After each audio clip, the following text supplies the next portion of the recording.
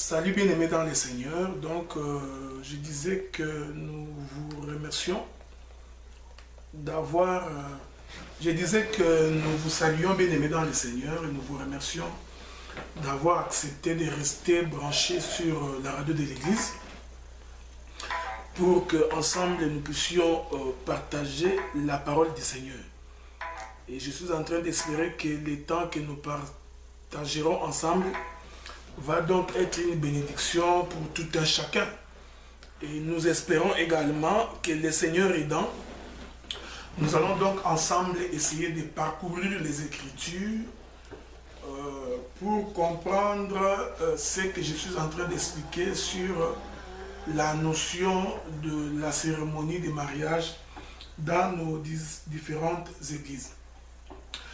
Mais vous permettrez, avant de pouvoir commencer, que nous puissions d'abord bénir le nom du Seigneur. Tendre Père, nous te disons merci, nous te remercions pour le temps que tu nous as offert et pour la disponibilité de tout un chacun à pouvoir nous écouter en ce moment. Ma prière est que, Seigneur, que ce ne soit pas moi, mais plutôt vous qui parlez à votre peuple, Seigneur. Je t'ai pris donc de pouvoir exercer l'oreille de tout un chacun afin de pouvoir saisir la portée de l'Écriture. Ce que nous voulons, ô Éternel Dieu notre Père, c'est que la parole que nous allons devoir partager ne soit pas pour nous seulement comme une simple connaissance, mais que cette parole aussi puisse produire en nous le fruit digne de la repentance. Souviens-toi donc de nous et de notre marche par Jésus-Christ, notre Seigneur et notre Sauveur, et nous disons Amen. Voilà, bien-aimés dans les Seigneurs, nous vous remercions d'avoir accepté d'être avec nous aujourd'hui et de partager avec nous la parole du Seigneur. Et comme vous savez, je vais entamer aujourd'hui l'avant-dernière partie, c'est-à-dire la 7e partie, en ce qui concerne la question de la cérémonie des mariages dans nos différentes églises. Mais il est important, avant de pouvoir continuer, parce qu'aujourd'hui je voudrais parler de la dot. Je voudrais donc expliquer la notion de la dot selon les Écritures. Mais j'avais voulu, avant de pouvoir continuer, préciser une notion très très importante. C'est la notion du culte. Parce que nous faisons une différence entre le culte et la prière. Parce qu'il faut comprendre que la prière fait partie du culte. Vous comprenez? Mais le culte englobe toute une panoplie des éléments. Voilà pourquoi il est important de comprendre que ce que nous sommes en train de contester, nous, avec le Saint-Esprit, c'est le culte de mariage. C'est là où le problème se trouve. Parce que vous allez comprendre que dans le culte de mariage, qu'est-ce qui se passe? On organise un culte avec les chantres de l'Éternel, avec tous les éléments de la prière. Et dans ces cultes-là, on va mettre 2 chaises devant, à la rigueur 4. Les 2 chaises pour le marié et la mariée. S'il y en a 4, ça va être également pour le parrain et pour la marraine. Là, nous sommes dans un culte. Et pendant ce temps-là, les gens vont commencer à chanter et à danser 10 tons pour l'Éternel. Et à un moment donné, les modérateurs du culte, le président de la cérémonie, qu'est-ce qu'il fait?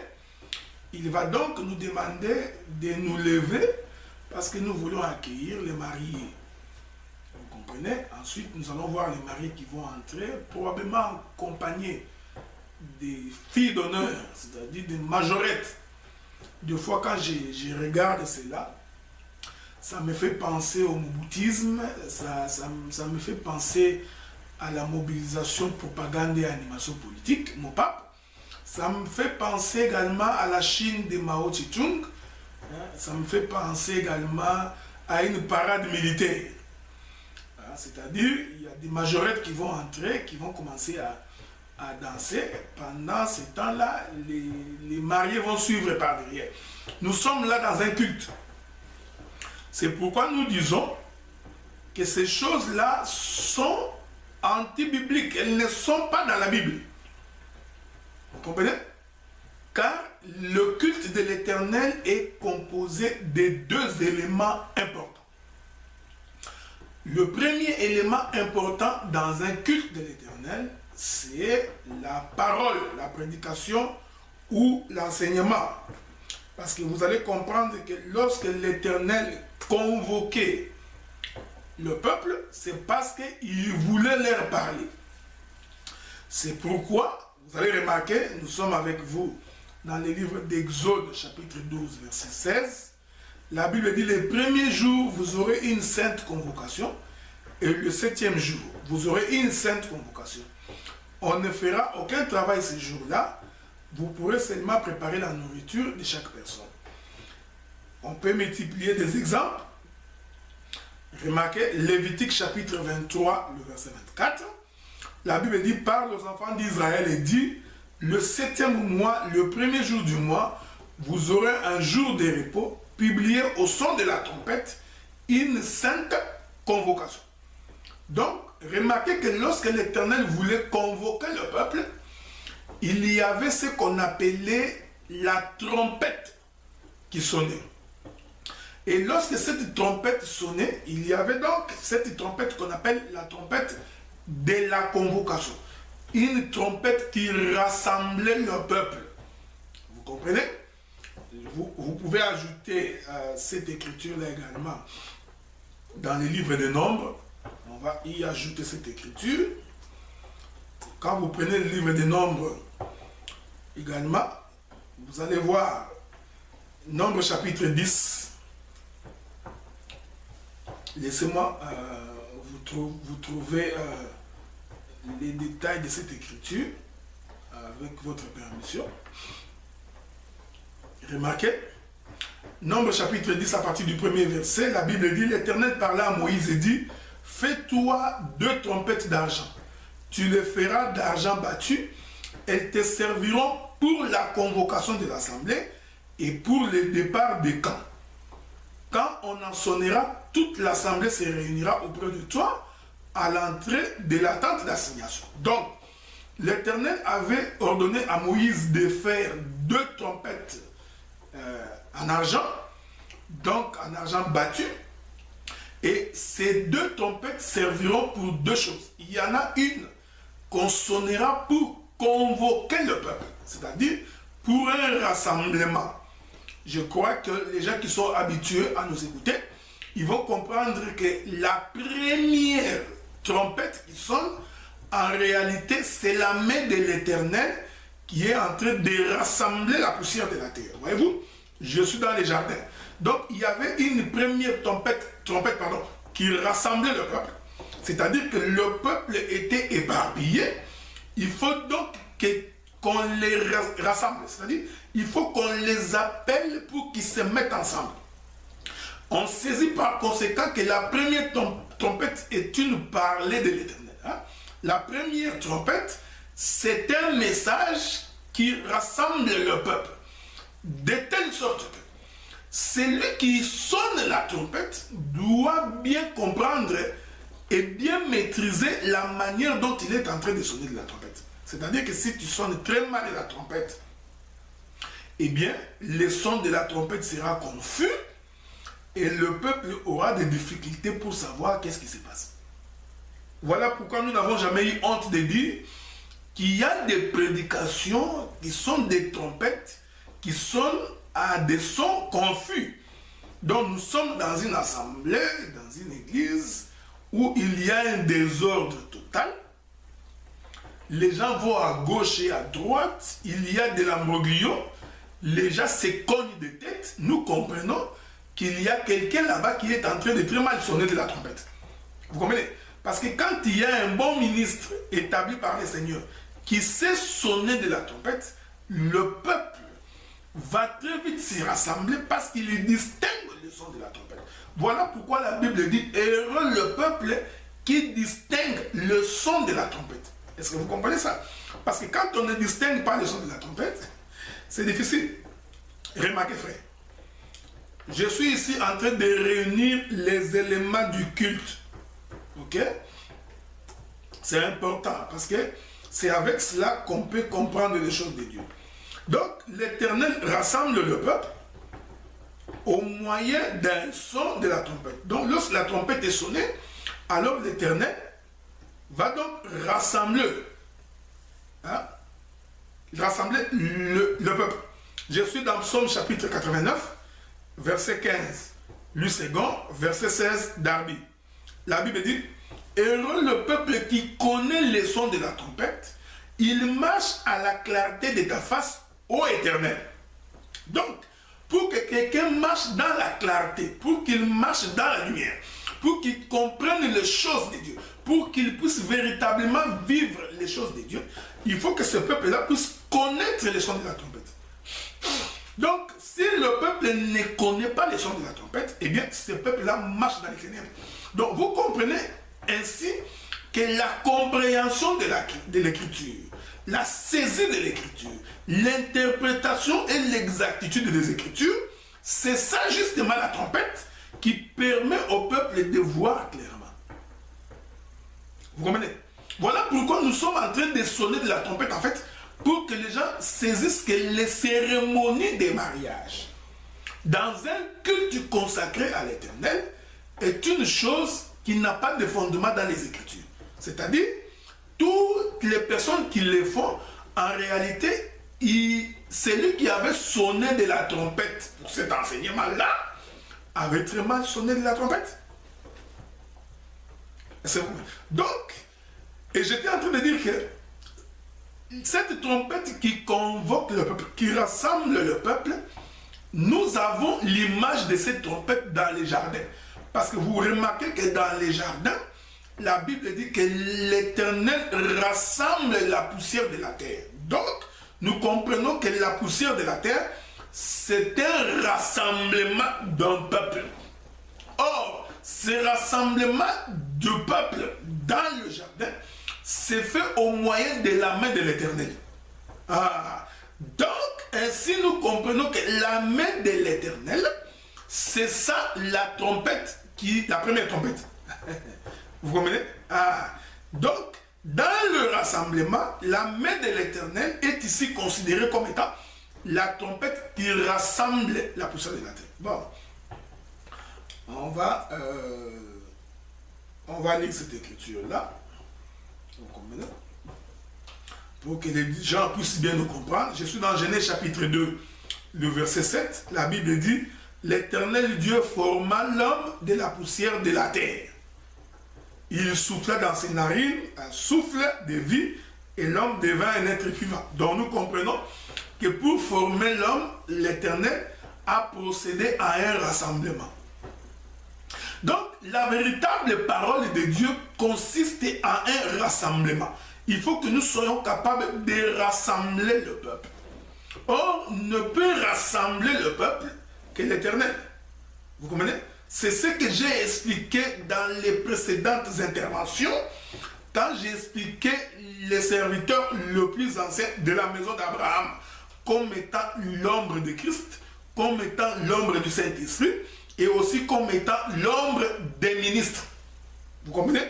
Parce que ces trois choses, en fait, rassemblent un peuple. Parce que j'ai dit que la femme, c'est un corps. C'est un peuple rassemblé. Est-ce que vous comprenez? C'est pourquoi le bien-aimé Paul disait, nous sommes les membres de son corps. Donc, nous formons ainsi un corps, un sacerdoce. Vous comprenez? Un saint sacerdoce. Donc, l'église du Seigneur, c'est un rassemblement de peuple. Mais ce rassemblement n'est possible que lorsque l'on sonne de la trompette. Voilà pourquoi nous avons toujours dit, la chose la plus importante pour une église, c'est la connaissance de la parole. C'est la saisie des Écritures. C'est l'une des choses les plus importantes. Vous comprenez? Donc, le premier élément qui forme un culte, c'est que Dieu veut parler. Voilà pourquoi l'Éternel dit à Moïse, ces peuples-là veulent m'écouter. Vous lui demanderez de laver ses vêtements pendant 3 jours et que le matin, nous allons nous rencontrer où? À la montagne de Sinaï, alors je descendrai pour parler à ce peuple. Donc quand Dieu rassemble un peuple, premier élément, c'est pour parler. Voilà pourquoi nous disons, lorsque nous assistons dans un culte où il n'y a pas la parole, nous comprenons que ce culte n'est pas de Dieu. C'est comme aujourd'hui, on va voir des gens, on a rassemblé le peuple, ils ne font que chanter. Ils appellent ça un culte, mais ils ne font que chanter du début à la fin. Non, vous voyez, aujourd'hui, il n'y aura pas de prédication, nous allons juste chanter. Nous nous posons la question, où est-ce qu'ils ont trouvé le modèle? En tout cas, ce n'est pas un culte de l'Éternel. Appelez ça autre chose, je comprendrai. Mais quand vous dites que c'est un culte, vous comprenez? Donc, il faut respecter les éléments du culte. Le premier élément du culte, c'est qu'il faut que l'homme puisse parler. Quand un homme appelle sa femme, l'homme doit parler. Vous comprenez? Donc, un homme qui ne parle pas, la femme ne peut pas comprendre sa pensée. Voilà. Pour que la femme puisse comprendre la pensée de l'homme, il faut que l'homme s'exprime. Voilà pourquoi tu vas trouver quelqu'un dans un mariage qui dit oh, tu devrais comprendre. Il n'y a rien à comprendre. Il faut d'abord que tu commences à parler. Il faut que l'homme s'exprime pour que la femme puisse saisir alors la pensée de l'homme. Voilà. Donc, Christ qui est notre mari parle au travers des Écritures afin que nous, à notre tour, nous soyons à même de comprendre sa pensée. Vous comprenez? Est-ce que je me fais comprendre? Donc, le premier élément du culte, on peut multiplier des exemples dans la Bible, c'est que quand Dieu rassemblait son peuple, Dieu parlait. Et dans la bouche du sacrificateur, se trouve quoi? Se trouve la sagesse. Ah, je vais également essayer de voir si je peux vous trouver cette écriture-là. Vous comprenez? Donc, on trouve l'instruction dans la bouche du sacrificateur. Donc, un sacrificateur doit être quelqu'un d'instruit. Quelqu'un qui sait parler. Vous comprenez? Il n'y a pas de prédicateur qui ne sait pas parler. Si tu ne sais pas parler, ne prêche pas. Oh non, tu vois ces frères-là, il est ministre, mais il ne s'exprime pas bien. Il a des difficultés pour s'exprimer. Non, non, non, non. Non. Un ministre doit être capable de s'exprimer. Vous comprenez? Donc, quand un ministre ne peut pas s'exprimer, alors là, il se pose un problème. Donc, un ministre doit être un bon parleur. Celui qui sait manier les Écritures et qui a la capacité de nous expliquer les choses de Dieu. Vous comprenez? Ça, c'est un premier élément. Remarquez, là où nous avons lu avec vous dans Nombre chapitre 10, du premier et le deuxième verset, la Bible dit qu'il y a une autre trompette. Celle-là consiste à annoncer le départ. Vous comprenez que la trompette qui annonce le départ, c'est justement le Saint-Esprit. Parce que la Bible dit dans le livre de 1 Thessaloniciens chapitre 4 qu'au son de la trompette, les morts en Christ ressusciteront en premier. Et nous qui sommes restés vivants, nous revêtirons l'incorruptibilité du corps et ensemble nous allons former un seul corps et nous allons être enlevés dans les airs. Vous comprenez? Donc, le Saint-Esprit, c'est la deuxième trompette qui sonne le départ. Vous comprenez? Bon, retournons un tout petit peu dans les jardins pour que nous puissions bien nous faire saisir. Vous comprenez que la main qui a rassemblé la poussière de la terre, nous sommes encore sur la terre, et un rassemblement sur la terre, c'est la main de l'Éternel. Ensuite, cette même main va prendre cette poussière de la terre, ou ces poussières de la terre, il va les former pour qu'ils en fassent un corps. Donc, il tire la poussière de la terre pour l'élever. C'est ça l'essence de l'écriture. il nous a pris de la poussière de la terre pour nous faire arriver de la poussière. Ce n'est pas ce que nous entendons les gens chanter ici. C'est-à-dire que Dieu prend quelqu'un de la poussière de la terre pour le faire asseoir dans la cour des grands. Cela veut dire, tu étais un pauvre, tu vas avoir beaucoup d'argent. Tu étais locataire, tu vas devenir bailleur. Tu vas côtoyer les ministres de ce monde, les PDG de ce monde. Ça, c'est une explication terrestre charnelle. Par conséquent, diabolique et satanique. Ce n'est pas ça l'essence des Écritures. Vous comprenez? Vous ne lirez nulle part dans la Bible où Pierre est allé s'asseoir avec César ou avec un ministre quelconque pour dire que cette écriture s'est accomplie. Ça, c'est un évangile social, un évangile mal compris pour endormir le peuple. Je vais vous trouver cette écriture-là.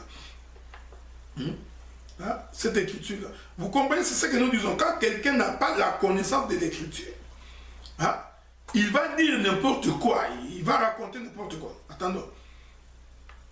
Laissez-moi courir très vite si je peux trouver cette écriture-là. Remarquez.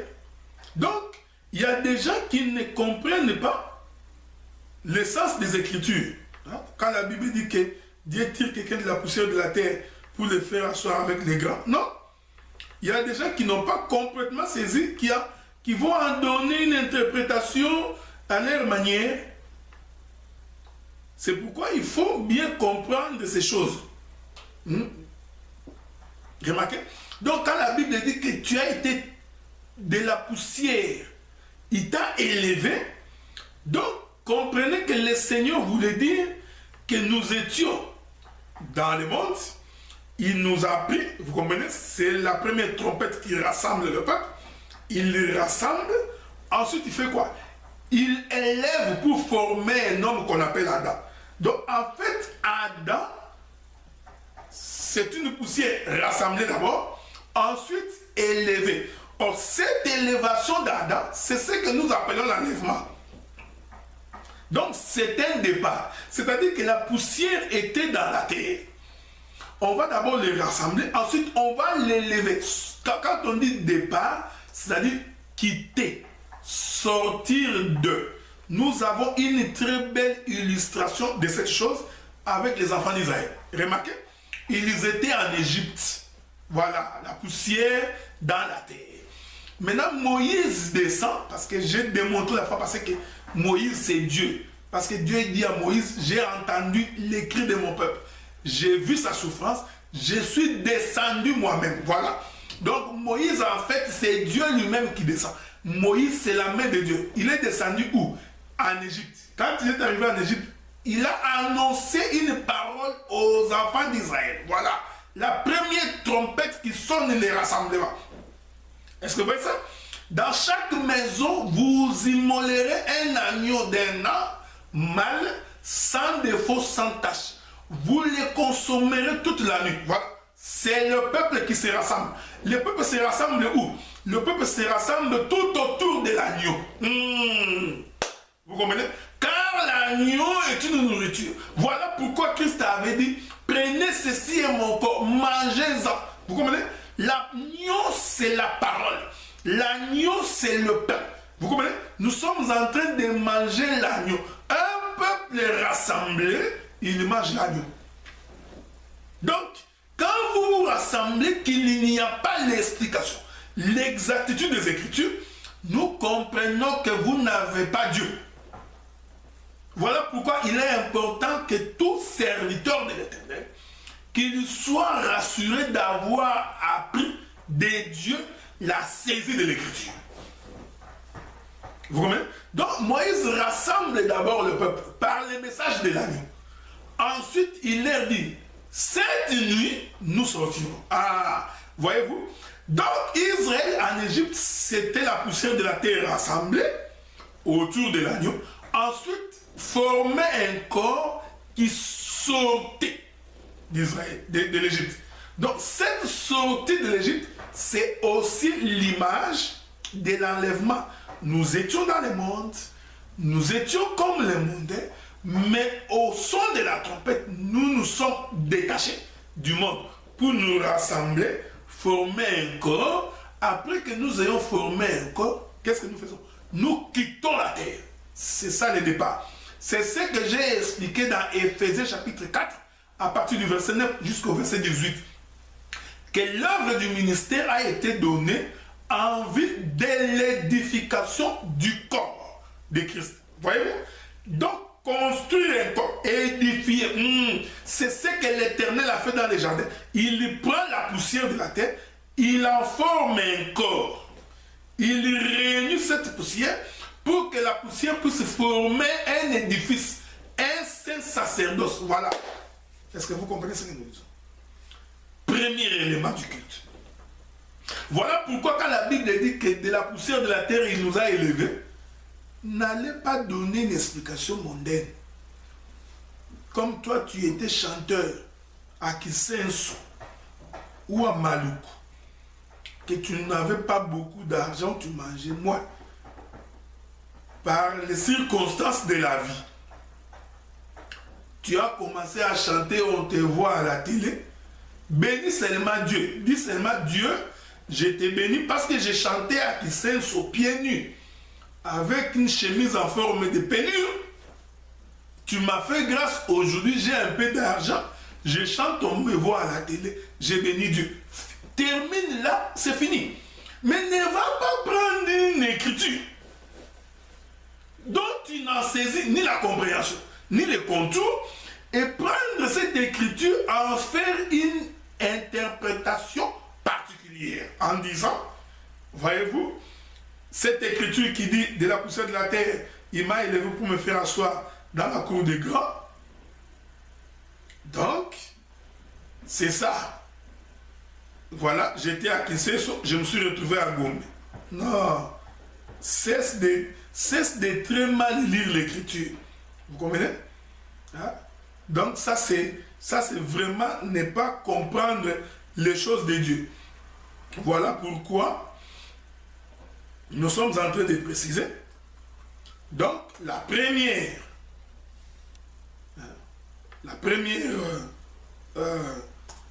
trompette rassemble et la deuxième trompette va sonner le départ, qui est l'enlèvement. Donc, Dieu rassemble son peuple, premier élément, pour qu'il parle. Deuxième élément, le peuple vient dans un rassemblement pour offrir. Voilà.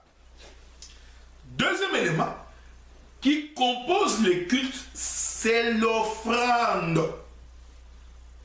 Quand je dis offrande ici, il ne faut pas seulement avoir l'argent. Vous comprenez? Hein? Vous comprenez? Il ne faut pas seulement voir l'argent. Parce qu'il y a des gens qui ne voient que l'argent quand on parle de l'offrande. Remarquez. Il y a une écriture que je cherche là, que je voudrais trouver. C'est très très important. Remarquez. La Bible dit ceci. Quand le peuple venait au temple, le peuple venait pour sacrifier. C'est ce que j'appelle l'offrande. C'est-à-dire, l'offrande, c'est la prière. Car la Bible dit, offrez vos membres. Voilà, on va lire ça. Lisons cette écriture-là. Je crois que c'est dans les livres des Hébreux, si je ne me trompe pas, qui sera pour vous un sacrifice d'une bonne odeur. Allons voir ça. Vous comprenez? Je suis dans... D'abord, Romains chapitre 6, verset 13. Ne livrez pas vos membres au péché comme des instruments d'iniquité, mais donnez-vous vous-même à Dieu comme étant vivants des morts que vous étiez. Offrez à Dieu vos membres comme des instruments de justice. Vous comprenez? Il y a encore une autre écriture, il faut que je trouve. Laissez-moi trouver encore une autre écriture. Remarquez. Souffrez. C'est très important qu'on trouve ces écritures-là pour que les gens nous comprennent bien. Remarquez, nous pouvons également prendre le livre des Hébreux.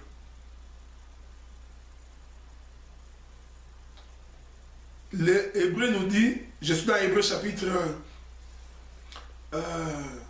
10, je crois, ce qui sera pour vous un culte raisonnable. Hein? C'est l'écriture que je suis en train de chercher. Voilà, non, c'est Romains chapitre 12, premier verset. Je vous exhorte donc, frères, par les compassions de Dieu, à offrir vos corps comme un sacrifice vivant, saint, agréable à Dieu, ce qui sera de votre part un culte raisonnable. Voyez-vous? Donc, le deuxième élément du culte, c'est l'offrande. Donc, celui qui vient auprès de Dieu doit s'offrir lui-même comme un sacrifice vivant, saint, agréable à Dieu. La sanctification veut dire sortir de, une mise à part. Vous comprenez? C'est comme moi qui vous parle là. Je m'appelle Adela. Je suis Saint Adela. Parce que moi, je suis un saint. Vous comprenez? Parce que moi, Dieu m'a tiré des mondes pour me mettre à part. C'est ça la sanctification. Vous comprenez? La sanctification ne veut pas seulement dire l'absence des péchés. Effectivement, c'est aussi l'absence des péchés. Mais la sanctification veut dire séparer de. Dieu t'a fait tirer de la... Ah, voilà. Donc, quand Dieu rassemble la poussière de la terre, c'est ça la sanctification. Vous comprenez? Il l'appelle. Il fait sortir de tout le monde. Voilà pourquoi nous disons, quand une église où les hommes comme les femmes sont en train de vivre selon les trains de ce monde, selon les désirs de ce monde, selon ce monde ici, nous comprenons que ces gens-là ne sont pas saints. Parce que la sanctification, c'est tirer quelqu'un des autres terres pour former un corps. Donc, le deuxième élément d'un culte, c'est l'offrande. C'est-à-dire, c'est la prière. Vous comprenez? Donc, quand le peuple se retrouve dans un culte, il y a ces deux éléments. Il y a la prédication, l'enseignement ou l'homme qui parle, et ensuite il y a la prière. Maintenant, dans la prière, c'est alors que nous pouvons ajouter tous les éléments que vous savez. La prière d'action de grâce, la prière de reconnaissance, toutes sortes de prières font partie du culte. C'est pourquoi je précise que la prière d'action de grâce n'est pas le culte. C'est l'élément du culte. Je vais vous aider à bien comprendre. C'est-à-dire que nous pouvons remercier le Seigneur parce que nous nous sommes mariés. Vous voyez? C'est une prière de reconnaissance, une prière d'action de grâce. Dieu, nous te bénissons parce que mon frère tel et ma soeur telle se sont mariés. Voyez-vous? Ce n'est pas le culte, c'est un élément du culte. Est-ce que tu me fais comprendre? Or, c'est ici que je voudrais faire toute la différence parce que j'ai entendu un frère qui a évoqué des écritures sans comprendre l'essence des écritures. Nous ne sommes pas contre le fait qu'on peut prier pour les mariés. Non. On peut prier, je peux rendre gloire au Seigneur parce que je me suis marié. De la même manière que je peux rendre gloire au Seigneur parce que j'ai eu un enfant. Vous comprenez? Donc, c'est une prière de reconnaissance ou une prière d'action de grâce. Je peux rendre gloire au Seigneur parce que je me suis trouvé un travail. Je peux rendre gloire au Seigneur parce que mes enfants prospèrent. Voyez-vous? Mais je ne peux pas faire un culte, juste un culte pour Dieu parce que mes enfants prospèrent. Non. Donc du début au culte, ce sont mes enfants qui sont à l'honneur parce qu'ils ont prospéré. Il n'y a pas de fondement. Il n'y en a nulle part dans la Bible. Donc, il n'y a pas un culte de mariage. Ça n'existe pas. Mais cela ne veut pas dire qu'on ne peut pas prier pour un couple. Je préfère encore ne pas dire bénir un couple, parce qu'on ne bénit pas un couple, frère. La bénédiction nuptiale. Parce que nous croyons déjà que quand un homme et une femme respectent les procédures des Écritures pour arriver à un mariage, la bénédiction de l'Éternel est automatique. Parce que quand vous respectez la parole de Dieu, Dieu y met sa main. Vous comprenez? Donc, tu n'as même pas envie de foi de parler.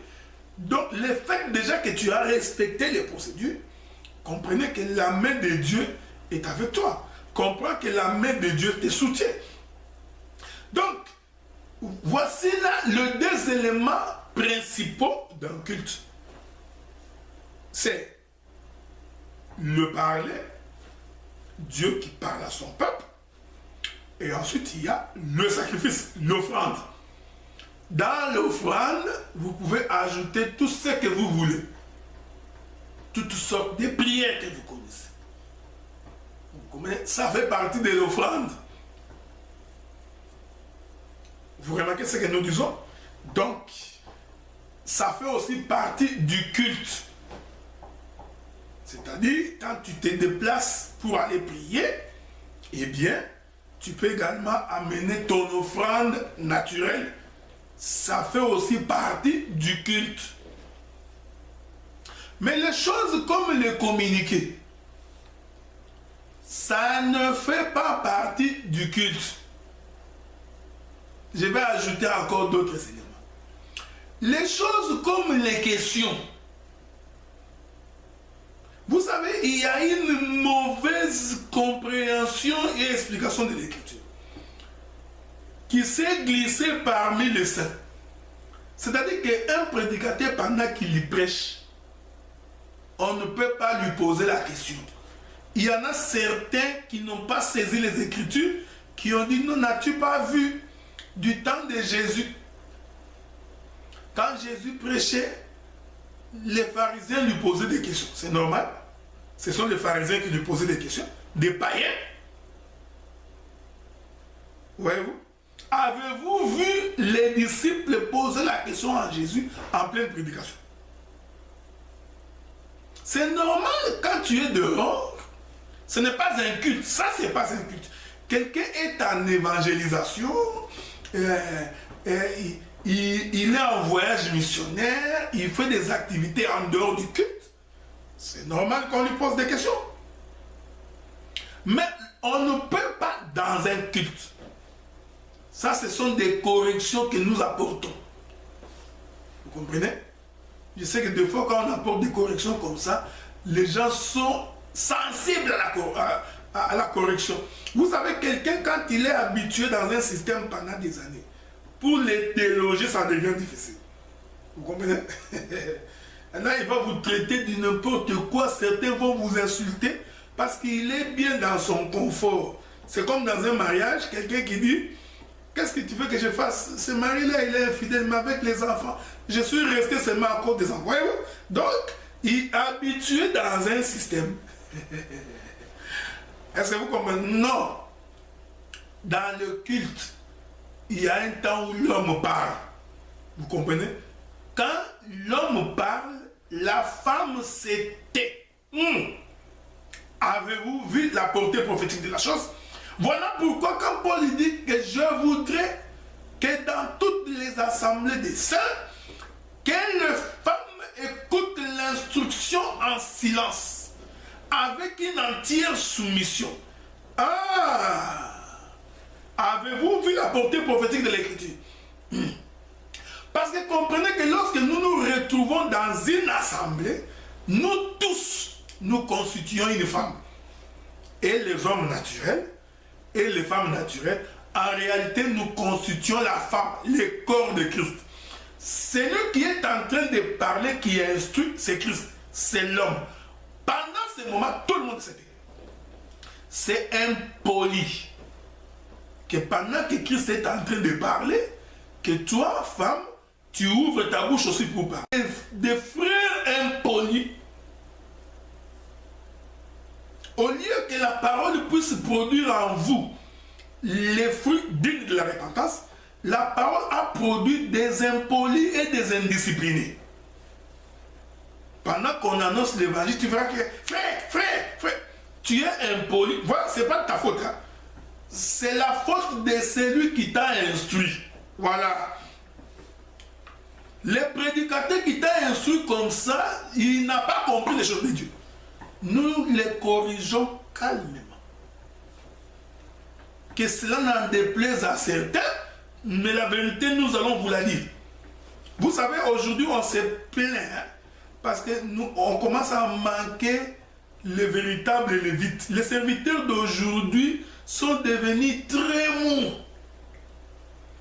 Un serviteur qui voit les péchés, il ferme les yeux. Il voit les désordres, il ferme les yeux. On lui donne 20 $, il met dans la poche, il est incapable de parler. Frère, voilà pourquoi il est important des fois de refuser des cadeaux. C'est important, parce que voilà, des fois, quand tu prends l'argent de quelqu'un, il faut vraiment avoir le Saint-Esprit, hein, pour lui résister en face. C'est très difficile. C'est pourquoi, quand tu sais que quelqu'un vit dans les péchés, il faut refuser de prendre ses dons. Parce que si tu prends ces dons, tu auras des difficultés. Voilà pourquoi la Bible dit que les présents corrompent. Hein? Les présents corrompent les bonnes messes. Je ne sais pas si je peux trouver ça. Laissez-moi vous trouver cette écriture. Laissez-moi. Je ne sais pas si je peux la trouver. Souffrez avec moi que je vous trouve cette écriture. Je ne vais pas en donner la portée prophétique. J'ai la portée prophétique de cette écriture-là. Mais je la prends sur la portée doctrinale. Espérons que je vais la trouver. Je crois que...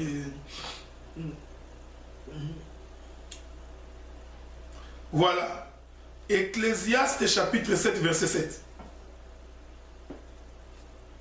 L'oppression rend insensé le sage. Et les présents corrompent les cœurs. Voilà. J'aime la Bible. La Bible là, elle est parfaite. Hein? Elle a la réponse à tout. Vous comprenez? Donc, les présents, quand on te fait des dons, on va corrompre ton cœur. Surtout quand tu n'as pas le Saint-Esprit. Voilà pourquoi j'ai toujours conseillé aux frères, quand tu vois quelqu'un qui mène une mauvaise vie, ou quelqu'un qui a une mauvaise réputation, refuse de prendre ses dons. Pour que le jour où tu vas les réprimander, que tu ne te sentes pas redevable. Donc que tu sois capable de lui dire, ce que tu fais là est mauvais. À moins vraiment que tu sois quelqu'un de rigoureux. Parce que nous-mêmes, quand je bouffe ton argent, quand tu sors, je te dirai, ce que tu fais là est mauvais. Est-ce que vous comprenez ce que nous disons? Donc, quand la Bible dit que la femme écoute l'instruction en silence avec une entière soumission dans l'assemblée des saints, c'est ce que la Bible dit, hein? Dans toutes les assemblées des saints, je voudrais que les femmes écoutent l'instruction en silence. Laissons d'abord la portée doctrinale. Je rentre dans la portée prophétique. Ici, nous comprenons que quand nous nous rassemblons, nous formons un corps. Or, j'ai démontré que le corps est une femme. Car la Bible dit de la même manière que l'homme est le chef de la femme, de même que Christ est le chef de l'Église qui est son corps. Donc, l'Église c'est un corps, mais c'est le corps de l'homme. Et cet homme c'est Christ. Voilà pourquoi quand Christ est en train de parler, tous les corps doivent se taire, y compris les ministres qui sont assis dans le banc. Pendant ce moment-là, ils doivent se taire. On a entendu des choses impossibles, des impolis. En plein culte, le prédicateur en train de prêcher, quelqu'un qui soulève la main qui dit, j'ai une question. On dit non, attends, il dit non, on ne peut pas refuser la parole à un ministre. Faux. Une subtilité diabolique et satanique. Remarquez, vous savez frère, quand on n'a pas la saisie de l'écriture, on embrasse n'importe quoi. Qui avait dit qu'on ne peut pas refuser la parole à un ministre dans un culte. Non, non. Quand nous sommes dans une réunion, dans n'importe quoi, on ne peut pas te refuser la parole. Mais j'ai dit, au moment de la prédication, ou au moment de l'enseignement, quand l'homme est en... Parce que celui qui prêche là, en réalité, c'est Christ. Vous comprenez? Quoi que nous voyons un homme debout, mais c'est Christ qui est en train de parler. Pendant ce temps, pour respecter la doctrine, tout le monde doit se taire. Tout ce que nous avons à dire, c'est dire Amen pour affirmer et applaudir la parole. Mais si vous voulez poser des questions, attendez après le culte. C'est ici que beaucoup ont commencé à refuser aux femmes de poser des questions. Je vais revenir parce que la femme peut poser la question. Quand nous ne sommes pas dans un culte, quand nous ne sommes pas dans un rassemblement solennel comme un culte, nous comprenons que là, d'ailleurs, même un homme ne peut pas poser la question. Parce que l'homme aussi dans un culte devient, c'est une femme. Surtout au moment où l'homme, Christ, est en train de parler. C'est-à-dire, quand le prédicateur est debout, qu'il prêche, c'est l'homme qui parle. C'est Christ qui est en train de parler. Pendant ce temps, que toute l'assemblée reste calme. Il y a beaucoup de témoignages dans la Bible. Quand on lisait la loi, toute l'assemblée était silencieuse. Et le sacrificateur faisait quoi? Il lisait la loi. Vous comprenez?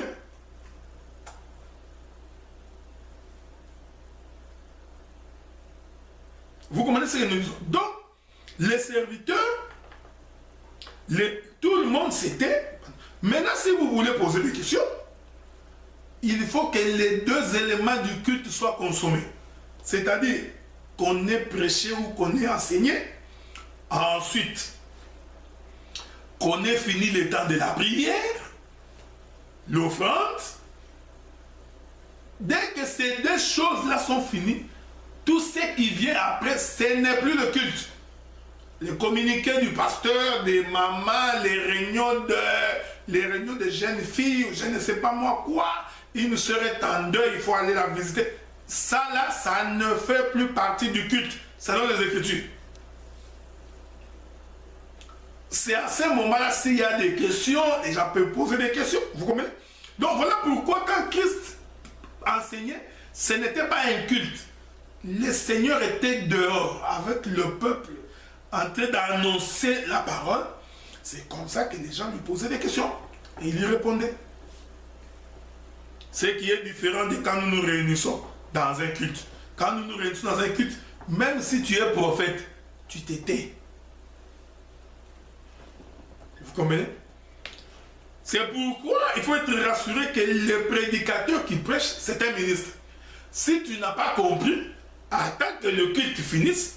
Si vous voulez organiser un moment de partage, une forme de conférence, eh bien, à ce moment-là, recevez des questions. Et j'ai dit, et les sœurs aussi peuvent poser des questions à ce moment-là. Il n'y a aucune restriction. Ces choses-là, il faut que les sœurs écrivent une question en bout du papier et l'envoyer un peu le culte. Ça n'existe pas. Ça n'existe pas.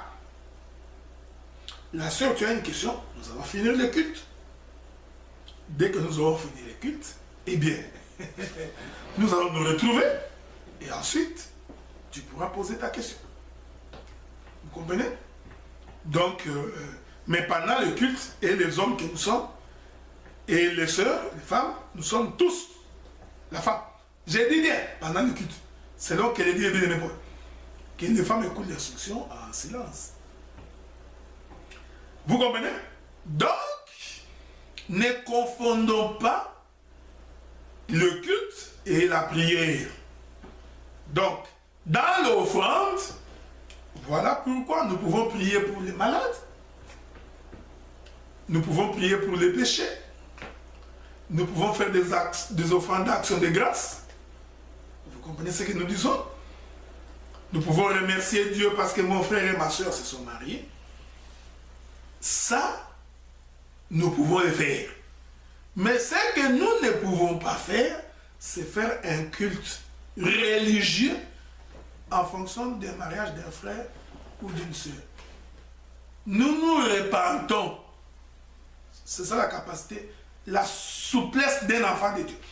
Nous nous repentons de ce que nous avions fait. Est-ce que nous voulons dire que vous ne pouvez pas faire vos fêtes de mariage? Non. Si tu veux faire ta fête de mariage, fais ta fête. Loue ta salle, appelle-nous, donne des invitations, habille-toi comme tu veux, pour autant que cela soit décente, avec pudeur et modestie. Et invitez-nous, on va venir. Vous voyez, ce n'est pas un culte. On vient dans ton mariage, manger, boire avec toi. Vous comprenez? Ceux qui veulent danser, ils vont danser. Malheureusement, nous, même là, on ne peut pas danser. Parce que la Bible dit que la louange et la danse réservées pour l'éternel. Donc, j'ai des difficultés, moi, là, à comprendre que dans une fête de mariage, l'homme et la femme se tiennent bras dessus, bras dessous, avec une chanson, dit-on, une chanson chrétienne, ils sont en train de danser. Posez-vous la question, ces gens-là, ils dansent pour Dieu ou ils dansent pour les mariés? Et pourquoi vous vous tenez? Ben pourquoi? Frère, vous avez copié le monde. Ne passez pas par quatre chemins. Vous avez copié le monde. Comme tu étais habitué à danser la rumba, la salsa dans le monde, tu as pris la même chose, tu as transposé dans les choses de Dieu en changeant tout simplement la musique. Vous comprenez? Frère, si nous voulons louer, nous allons louer Dieu. Nous allons danser pour Dieu. On ne va pas danser pour les mariés. Dieu, nous dansons pour toi parce que tu as permis que mon frère se marie. Il n'y a pas de problème. Mais, quand nous voyons un couple, un homme et une femme, bras dessus, bras dessous, à la tour des hanches, nous comprenons que c'est le désir de la chair. Dieu n'est pas dedans. Vous allez me supporter, hein? Je sais que beaucoup de gens trouvent que je suis un peu rigoureux, mais comprenez que cette rigueur de la parole, elle est importante pour que les gens puissent très bien nous saisir. Est-ce que vous comprenez? Maintenant, remarquez, frère, un autre élément important du mariage, c'est la dot. Voilà pourquoi nous allons encore aller visiter le serviteur le plus ancien de la maison d'Abraham. Nous sommes toujours dans les livres de Genèse, ok? Dans les livres de Genèse, on va essayer de lire quelques écritures là-dessus pour que les gens puissent très bien nous comprendre. Bon, vous allez souffrir que je vous trouve l'écriture. Nous sommes en train de cheminer, donc j'avais dit qu'aujourd'hui c'est l'avant-dernière émission. Nous allons donc finir notre émission la semaine prochaine. Genèse chapitre 24, nous allons donc prendre le verset, à partir du verset 50 je crois. Lisons quelques écritures là-dessus. Remarquez, la Bible dit ceci.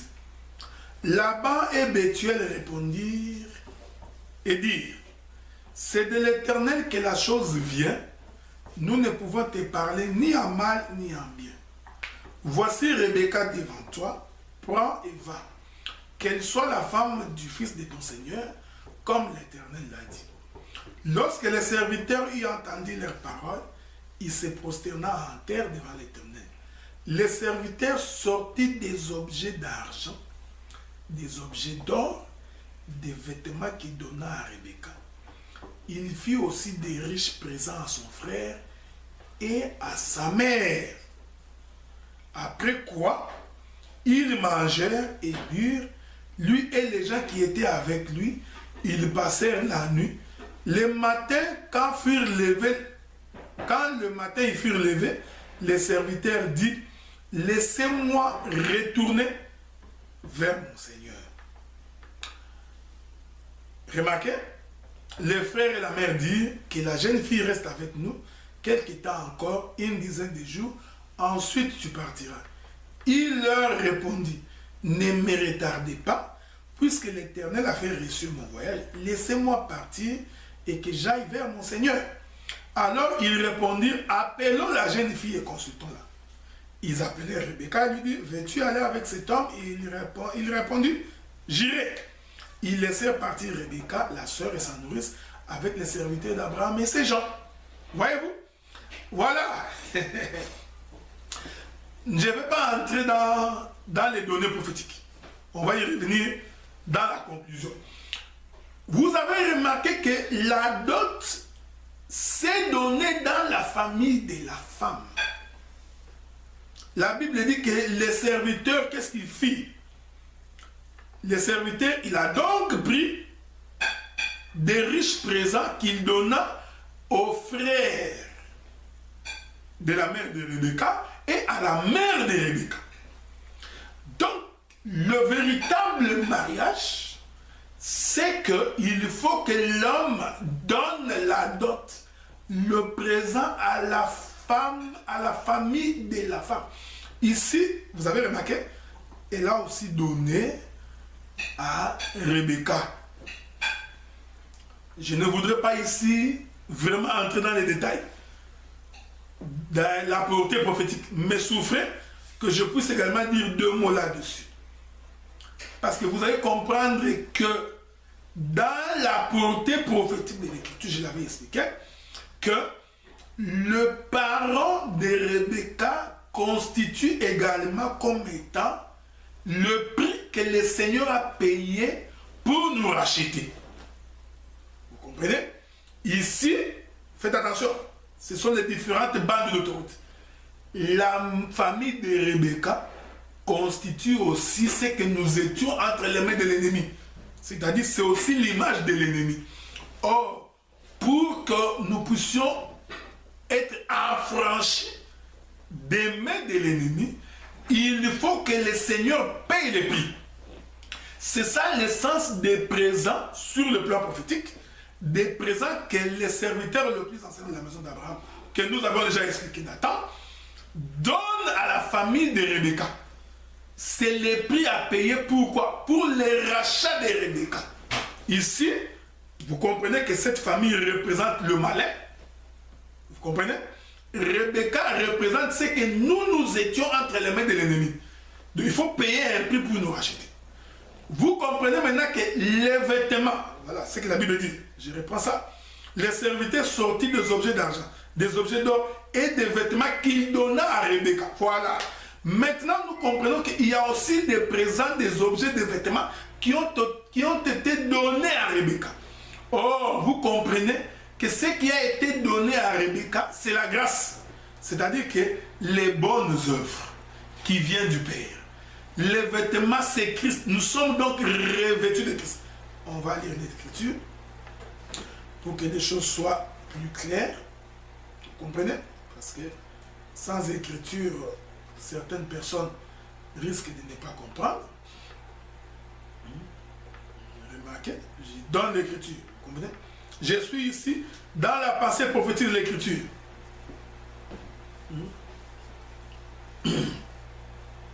Remarquez. Romains chapitre 13, le verset 14. Mais revêtez-vous du Seigneur Jésus-Christ, n'ayez pas soin de la chair pour en satisfaire les convoitises. Voyez-vous? Donc, Christ c'est aussi un vêtement. Donc, je suis ici dans la pensée prophétique. Donc, les vêtements, les objets, les présents d'or, d'argent qu'on donne à Rebecca, c'est en réalité toute la richesse de la parole que le Seigneur nous a donné après nous avoir rachetés entre les mains de l'ennemi.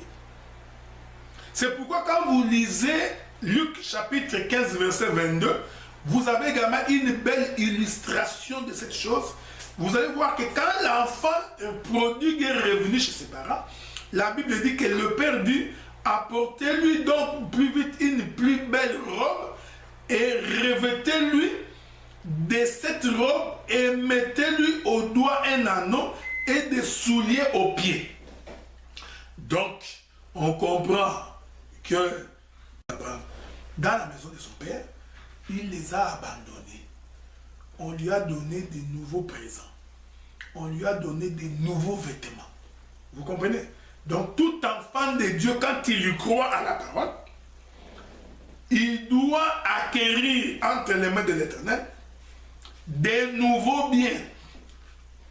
Donc, on ne peut pas comprendre quelqu'un qui dit qu'il a reçu le Seigneur, qu'il a cru au Seigneur, mais qui continue à manifester toujours la vie d'Adam. La vie qu'il manifestait depuis qu'il était païen. Tu as été voleur, tu viens aussi voler dans les choses de Dieu. Tu as été impudique, tu amènes ton impudicité dans les choses de Dieu. Malhonnête, tu amènes ta malhonnêteté dans les choses de Dieu. Cupide, tu amènes ta cupidité. Donc, il n'y a que dans la bouche qu'on entend parler de Jésus, mais toute ta vie ne reflète en rien que tu as abandonné la maison de ton père. Est-ce que vous comprenez? Il est merveilleux. Donc, c'est pourquoi nous sommes en train de dire que le mariage, c'est ça. Ça se passe dans la famille. Écoutez ce que la Bible dit. Je vais lire avec vous. Parce que je crois que vous l'avez vu. Lisons. Remarquez. Genèse 24, verset 54. Après quoi ils mangèrent et burent. Ou dans la famille de Rebecca. Ils ne sont pas partis à l'église. Je ne sais pas où est-ce que vous avez ramassé. On comprend que c'est une inspiration romaine, païenne, calotin. Comprenez?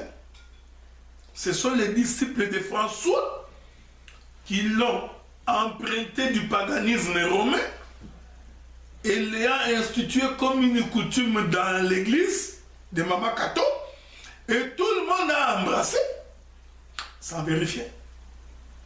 Même dans des églises où les gens prétendent connaître la parole.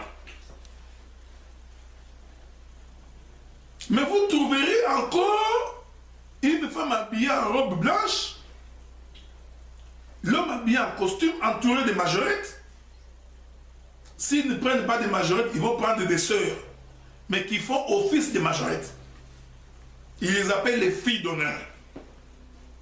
Ils vont danser tout autour des mariés, dans un culte, dans l'église.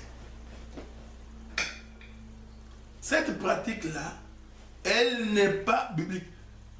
Vous comprenez cette notion? Je vous l'ai dit avec amour. Vous comprenez? Hein? Parce que même nous, deux fois, on s'est dit, il faut apprendre à remettre en question ce que deux fois nous-mêmes nous avions fait. Ça ne nous enlève à rien la qualité d'un ministre. Donc, même dans des églises réputées, comprendre et saisir l'écriture, non, tu vas voir le culte du mariage. Et le pasteur, il va faire exactement comme les prêtres de Mama Kato. Il n'y a aucune différence. La seule différence, c'est que l'autre est en soutane, l'un est en soutane, l'autre est en costume. Mais c'est pareil. Aucune différence. Vous comprenez? Il suffit seulement de déshabiller Saint-Pierre pour habiller Saint-Paul. Vous allez voir que c'est la même chose. La Bible dit que c'est dans la famille qu'ils ont mangé, qu'ils ont bu. Voilà pourquoi j'ai dit. Donc si vous décidez d'organiser une fête en famille, que vous ayez loué une salle ou pas, vous nous invitez, on va manger et on va boire. Je n'ai pas dit que vous allez boire l'alcool, okay? C'est pas ça que j'ai dit. Mais on va manger et on va boire. Nous allons bénir le Seigneur, louer le Seigneur, parce qu'il a fait en sorte qu'un frère et une soeur se sont mariés et sont devenus couple. Donc, vous comprenez que je suis en train de marcher dans les deux pôles. Hein? et à la fois sur le plan doctrinal et sur le plan prophétique. Donc, remarquez que naturellement aussi, quand tu prends une femme, il faut que tu lui fasses des cadeaux. C'est-à-dire, tu commences à l'habiller.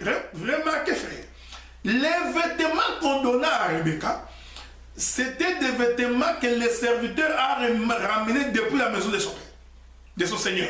C'est-à-dire que dans la maison d'Abraham, il y avait les vêtements des femmes. Il y avait la couture des femmes selon la maison d'Abraham.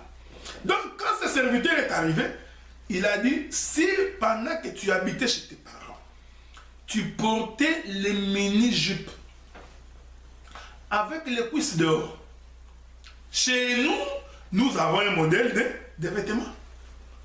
Si quand tu étais chez tes parents, tu t'habillais avec des petits tricots, ventre nu, chez nous, nous avons déjà les vêtements des femmes. Donc, tu vas laisser les vêtements de tes parents. Voilà. Est-ce que je parle à des gens qui comprennent les choses de Dieu? C'est-à-dire qu'il faut que tu abandonnes tes habitudes de l'ancien temps. Ta vieille nature que tu avais de tes parents. Vous connaissez? Hein?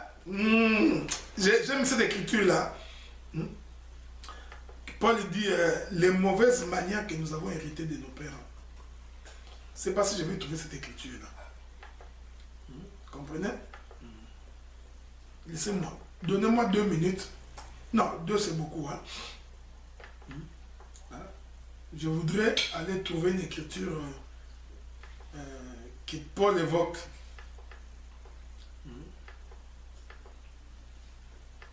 Il y a une écriture là, Paul dit que les mauvaises manières héritées de nos parents. Je vais trouver cette écriture-là.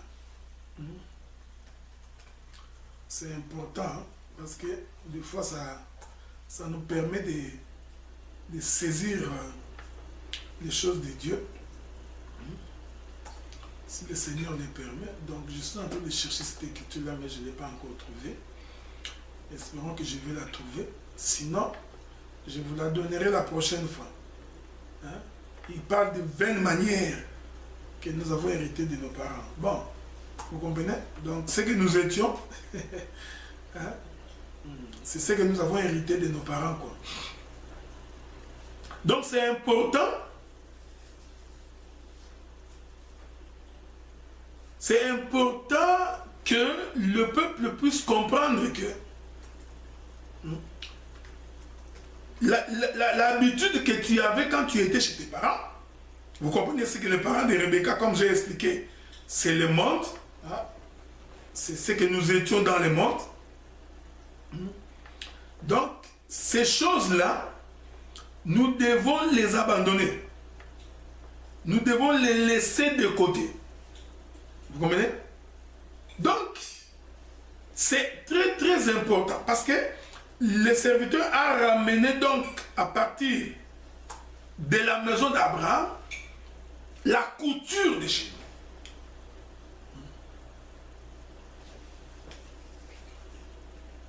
nous. Remarquez, l'écriture là, je voudrais bien la trouver, mais je ne la trouve pas. Bon, on va pouvoir en parler probablement plus tard. Donc, c'est ça l'évangile. Donc, on te fait quitter la maison de ton père. Donc, si dans la maison de ton père, tu mangeais le foufou, il ne faut pas aller dire que non, je me suis marié, je vais me retrouver dans la maison de mon mari, je vais prendre les habitudes que j'ai acquises de chez mes parents pour... Ce n'est pas ça l'évangile, frère. Donc, selon l'évangile, tu dois obligatoirement abandonner. Vous comprenez ce que nous disons? Donc, il faut que tu abandonnes les manières que tu as héritées de tes parents, c'est-à-dire les manières que tu as héritées du monde pour acquérir les bonnes manières, acquérir les manières de Dieu. Ouais. C'est pourquoi le serviteur a donc ramené les vêtements. Voyez-vous, frère? Parce que l'homme doit vivre, la femme doit vivre à la mesure de son mari. veut son mari. C'est ça le sens des présents, des dons, des vêtements qu'on donna, est-ce que vous comprenez? Que l'on donna à Rebecca. C'est-à-dire abandonner les vieilles habitudes, abandonner le vieil homme, la vieille nature que tu as héritée de tes parents, pour acquérir la nature de Dieu. C'est ça le sens de l'évangile. Donc, et la dot doit se donner en famille. La fête aussi, c'est fait en famille. Nous sommes en train d'assister à des pièces de théâtre de chez nous où l'église organise une fête sans la présence de la famille. Le pasteur est devenu l'homme le plus important alors que ça devait être la famille de la femme. Vous comprenez? Non! Donc vous procédez par substitution. Donc vous prenez les places d'autrui. Remarquez ici, la Bible dit que c'est dans la maison de Rebecca, dans la famille de Rebecca, qu'ils ont mangé et qu'ils ont bu. Quand ils ont fini de manger et de boire, le matin, je ne veux pas entrer parce qu'il y a beaucoup d'éléments à dire ici, parce que nous pouvons aussi expliquer que le manger et le boire là, c'est ça aussi manger l'agneau. Parce que le matin, il faut qu'il y ait l'enlèvement. Il faut que le peuple traverse la mer Rouge. Vous comprenez? Après avoir mangé, le matin, le serviteur dit, il est temps que je puisse m'en aller avec la femme. Vous comprenez? Parce que j'ai déjà payé la dot. Donc, j'ai payé les prix de rachat. Il n'y a plus de raison que vous reteniez Rebecca. Voilà. Nous bénissons le Seigneur parce que le Seigneur a payé le prix pour nous. Il n'y a donc plus de raison pour que nous restions esclaves du malin. Il demande, il dit, je voudrais partir. La famille a dit, est-ce que tu peux encore nous le laisser pendant une dizaine de jours? Non. Quand on a donné la dot, c'est fini. La femme part. Voilà. C'est ce que j'avais dit la fois passée. On a donné la dot, tout est fini. L'homme veut prendre sa femme. Un pasteur s'interpose. En vertu de quoi? En vertu de quel article? Je ne sais pas c'est qui il est. Un pasteur vient, il s'interpose et il dit non, tu ne peux pas prendre ta femme parce qu'il faut que vous fassiez un mariage religieux. Vous comprenez, frère? Quelqu'un qui sonne très mal la trompette, qui n'a pas l'explication de la trompette et qui est en train de très mal sonner la trompette. Voilà, on va empêcher les frères de prendre sa femme. Alors que le marché est conclu, tout est fait, le prix des rachats est donné, selon les Écritures.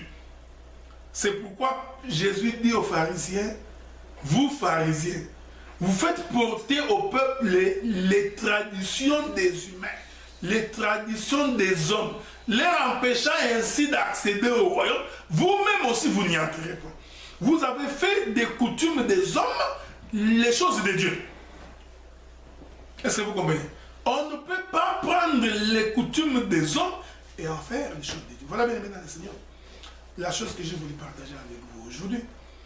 Nous allons mettre un point virgule pour aujourd'hui en espérant pouvoir continuer la semaine prochaine parce que nous allons finalement conclure la semaine prochaine et probablement commencer un autre enseignement. Ma prière est que l'Éternel Dieu du ciel qui vous soit favorable, qui vous garde dans sa présence. Ce que nous recherchons, c'est véritablement vivre la parole.